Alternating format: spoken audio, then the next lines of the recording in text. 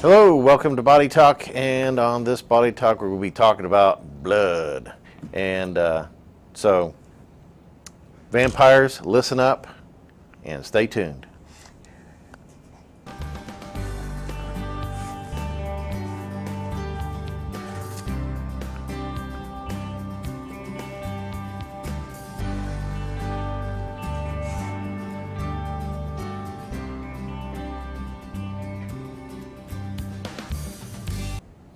Hey, glad you could stick with us. I'm here with Marlene Childers, the school nurse here at the University of Rio Grande, and we're going to talk about donating blood and how this is a big need, because it seems like it's not that people aren't going to give blood, it's more that less people can give blood because of diseases and other problems that they have.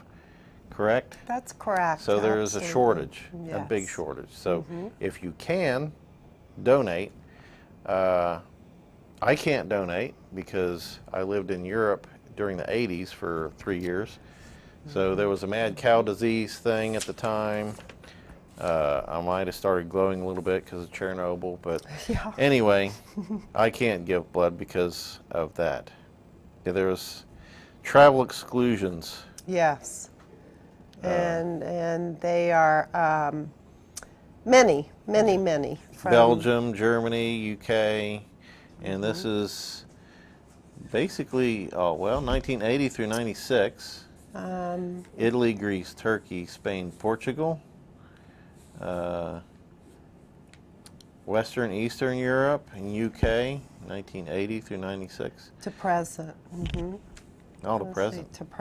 see, to the present. Wow, okay. So time spent in the UK between January 1st, 1980 and December 31st, 1996. Which is, a lot of that mad cow disease stuff was going on. So if you ate beef, why didn't I develop mad cow? You would think if I had a problem, is it just dormant? No, Or is it one of those things probably- you can carry without having? Possibly. I'm not real sure about mad 'Cause you'd cow think disease. You would think that if you contracted it, you would feel bad. Maybe you carry the antibodies. Yeah. You know what I'm saying? I'm not sure. Okay. But anyway, yeah. So tomorrow at the University of Rio Grande, we have a health fair, and you can give blood here from what time to what time? So the blood drive kicks off at 10 a.m. and it lasts. They take the last donor at 3:30. Okay. So they're usually packed up and ready to leave about 4:30. Okay. So So if you can't give blood tomorrow, you can't just show up at the hospital and say, I want to give some blood. no, usually you have to go to blood drives, Okay. because you can't just show up at the hospital and Could you say go I to want to the- give a unit of blood. Could you go to the Red Cross and go to the website and find out where those places Yes, you go to redcross.org and it lists blood drives that are in your area, Yeah. within like 30 miles. are? Right. Because we've got a large audience that might not be around here, Sure. and they might want to go to their local blood drive. Yeah. So let's just talk about the importance of a blood drive. So whole blood contains red blood cells, platelets, plasma, and white blood cells. And so red blood cells are what is commonly donated. Okay, You mean that's they whole don't blood. keep when I give blood, you got that bag full of stuff, the blood sitting there. They don't just take that, put it in the refrigerator, and stick it in somebody else? Yes, they do. Well, they test it after testing, and so. But yes, that unit of blood that they have. They don't break it down into components. They do. Okay. They do. And usually it all depends on what blood type, because there's more needs for different blood types than others. So let's start with the red blood cells. Their function is to distribute oxygen to the organs or cells within the body. Okay, and then Which, it if you didn't also- have enough, you would be anemic. Correct, that is right. Okay. And so that's where your And you would be hemoglobin. tired and yes, all that kind of thing. Yes. And so the red blood cells contain hemoglobin. And the hemoglobin are actually what carries the oxygen, okay, throughout our body, through the blood, okay? And then also red blood cells carries waste back to the lungs, Okay. okay? The CO2? carbon dioxide, that's correct, yes, okay? Then we have platelets. Now platelets are very, very important because they actually are called thrombocytes, and anytime you hear the term thrombo, that means clot. Right. Okay? So platelets are very important because if we did not have them in our blood, then we would bleed out if Right. we were to get cut. So platelets causes, blood to clot and clump, okay, and prevents us from bleeding out. Then we have plasma, which is another component of blood. Now, plasma, when isolated, comes out as a white liquid, kind of almost straw color, okay? And plasma transports nutrients, hormones, and proteins to So would you where give our somebody body needs plasma? it. Oh yeah, yeah. They would, like if perhaps you had to be on like TPN, hyperalimentation, you can't, eat, and so plasma would be important for that person. Okay, if I have surgery, do they give me the red blood cells? Do they give me whole blood or what? Yeah, and red blood cells actually is whole blood. Okay. So yes, you probably, because if you lose blood, then you need to replace the blood with whole blood, okay? So yeah, but plasma is just, like I said, nutrients, hormones, and proteins. Because I've seen places that will pay you to give plasma. Correct, yeah. Is that And so, hospitals or is that somewhere else? you could go down to the American Red Cross down there in Huntington. I'm sure there's, a lot Okay. of students I've- that donate plasma. I've known students who are hard ups, like, I think I'll Yeah, give some plasma. absolutely, because I think you used to get like $25. And you can donate plasma frequently, like every 7-10 days probably. Then the other component in blood is white blood cells, WBCs, and these are You need also some, but you don't want too many. right. These are called leukocytes, and now what they do is protect the body from infection. So if you test the blood and you have too many white blood cells, then there's you're fighting something yes, somewhere. correct, and probably they're not going to use your blood, Okay. because that could Because you're be probably infected with something. correct. That's right.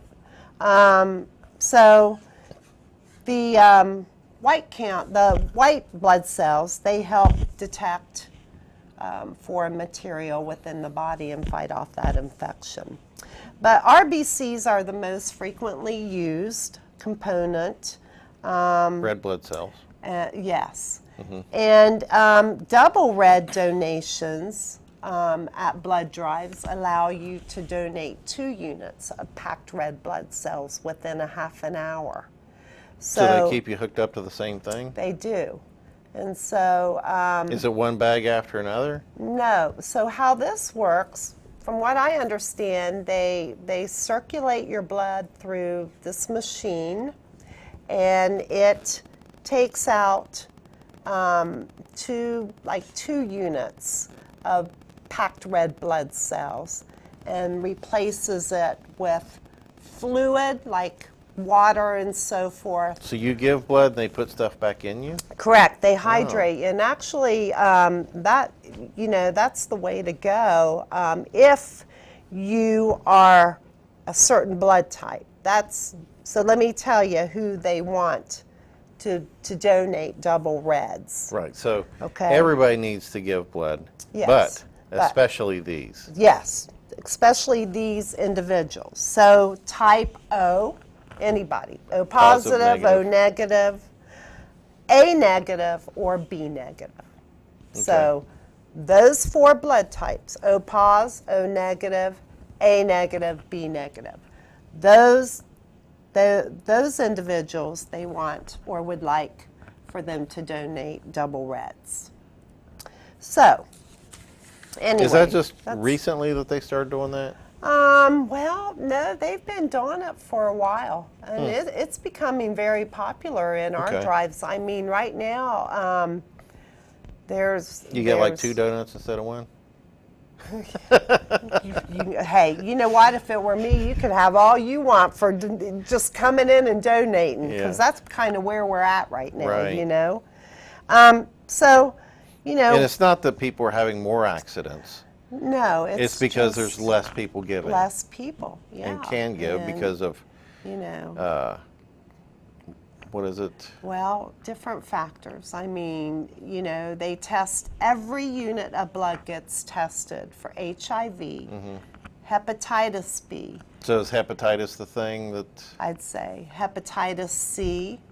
And other sexually transmitted diseases such as syphilis, you know, tuberculosis. I mean, they're testing this blood because they don't want to pass bad things on to other people. HPV? Or not so much? You know, it didn't say it. It does just say other sexually transmitted diseases. So for sure, I would say that could probably be herpes. Absolutely. If you have herpes, then that's in your blood, you know. Okay, so if you have that, then you're probably not eligible. Probably not. Okay. Now, I've not read anything about that, but it just says other sexually transmitted diseases. And they can't clean the blood and get rid of it and use it. So you're a no-go. And you know, and blood can never be manufactured. I mean, it doesn't come out of a lab. So it's, you know, they're very dependent upon people. But there are several types of blood. A positive, A negative, B positive, B negative, AB positive, AB negative. Now those 2 are very rare. About 3% of the population has AB positive and AB negative. Yeah, you didn't mention that on the highly needed one, though. It is highly needed for plasma, AB positive. I'm AB positive. So probably when I donate blood, I'm not sure, I never ask what they take out of mine, but they probably take my plasma because being AB positive, my plasma can go to anybody. So is that like a universal donor? Just plasma, though. Okay. Only plasma. Then O positive and O negative. Now, O pos and O negative are most requested by hospitals because these people, well, O negative can be given to any That's your patient universal guy. Of blood type, yeah. And type O is the most common blood type. About 48% of the population has O-type blood. Okay. Versus 3% of AB. So, yeah. So anyway, blood, you know, they use it. It's essential for surgeries, cancer treatment, chronic health problems such as hemophilia. How about diabetes? If you had diabetes, can you give? Sure can. Okay. You sure can. Yep, right here, diabetes. Treated by insulin or oral medications is acceptable.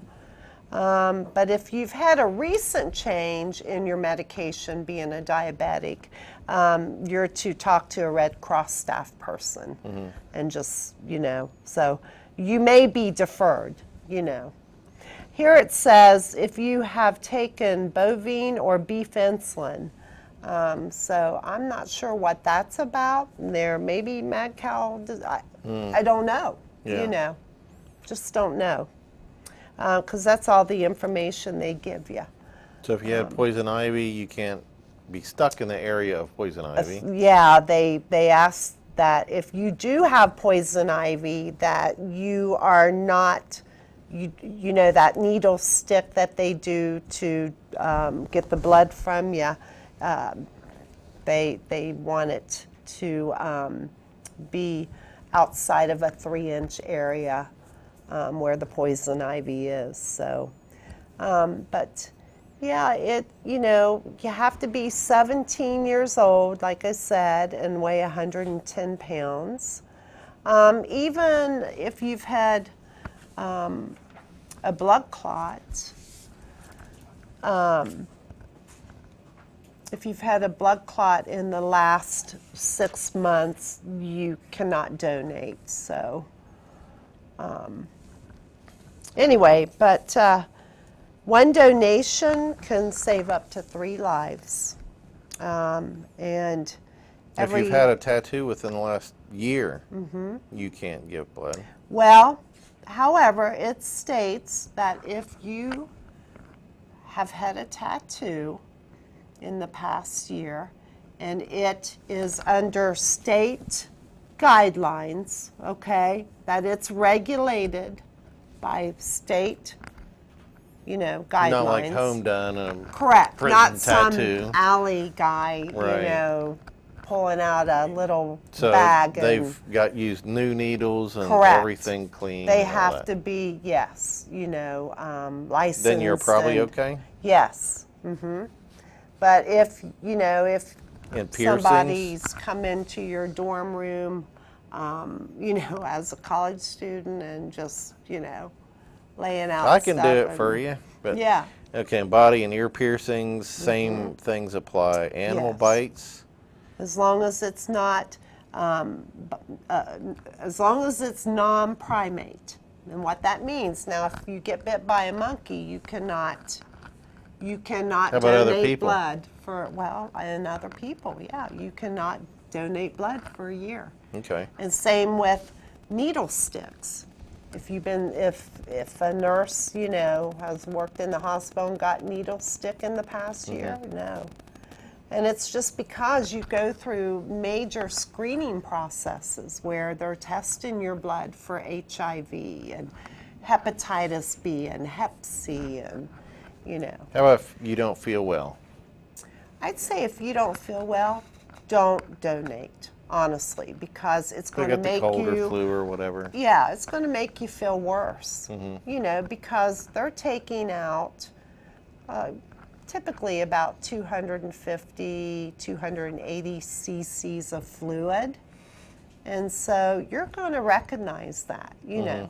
So that's why they make you sit at that table for about 20 minutes and eat a snack and get some fluid in you, some water and or juice, you know, to replenish those fluids. And then they recommend that you drink a lot through the evening because it can make you weak. Okay. I see. 6 weeks after having a pregnancy. Yes. So delivery or otherwise. Yes. So, and And IV blood users can't. heart attack, if you've had a heart attack 6 months ago or longer, Same with a stent. and you've had no symptoms, no limitations, then you have no restrictions if it's been over 6 months. So cancer, if you've had treatment for cancer and it was completed a year ago, and you don't have like leukemia or lymphoma, because those are blood cancers, then you're allowed to donate. As long as you've completed treatments in less than a year. So you're good there. Or if I drink a lot of beer or whiskey. Well, you know, there's nothing in here about alcohol, but I would say that if you're drinking alcohol, they'll probably, you know, if they... It'd foam up. Possibly. I'm not sure. You know, there's nothing mentioned about alcohol. Yeah. So, you know, I wouldn't think, but there are a lot of travel exclusions. And I there. wouldn't drink before that anyway because it does kind of dehydrate you. It does. And you don't want to be dehydrated when you give Absolutely blood. not. It would be very bad to be dehydrated. So tonight's not the party night. That's right. So, I've got some interesting facts here. Approximately 36,000 units of red blood cells are needed every day in the United States. That's a large number. 36,000. You think more during the summer? Oh, I'd say. Because people do stupid things and have Yeah. accidents. Yes, I would think. Nearly 7,000 units of platelets. Now remember what platelets are. That's what clots our blood. And 10,000 units of plasma are needed daily in the United States. So 10,000, that's alarming for me. The average red blood cell transfusion is approximately 3 units. So what they're saying here is, when If you need blood, it's usually 3 3 units. units, that's correct. A unit is what? About 280 cc's. Okay. Now, is that like a pint or a quart or a Yeah, pint. pint? Yep. Blood type most often requested by hospitals, I told you, is type O, whether it be positive or more negative. universal. Correct. Sickle cell, this is kind of interesting. Sickle cell is a disease that affects African Americans. And so it says here that actually it affects 90,000 to 100,000 people in the United States. About 1,000 babies are born with this disease each year. And so sickle cell patients require numerous transfusions. So they're kind of over there with the hemophiliacs because that's a large group too that also gets Is there a lot of transfusion. hemophiliacs? I think That's not the people so that much bleed a because- lot and yes, can't clot. and that's a genetic disorder. So I'm sure anymore that they're looking at genotyping and seeing what your risks are because that's such a terrible disease, But a single motor vehicle accident victim can require up to 100 units of blood. Holy moly.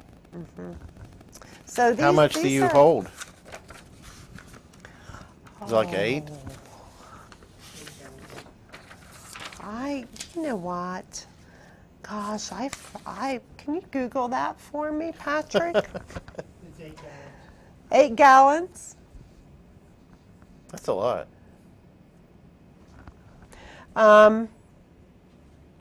About 45 to 48% of the people in the United States have group O positive or negative blood.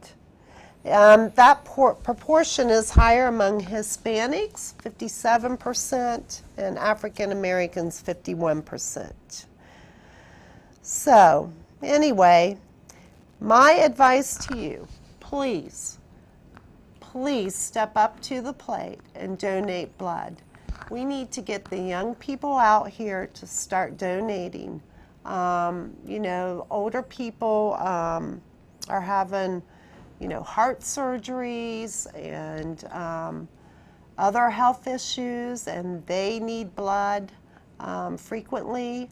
And so young people age 17 and above, you need to step up and donate some blood and help the situation out because, like I said, it's not made in a lab.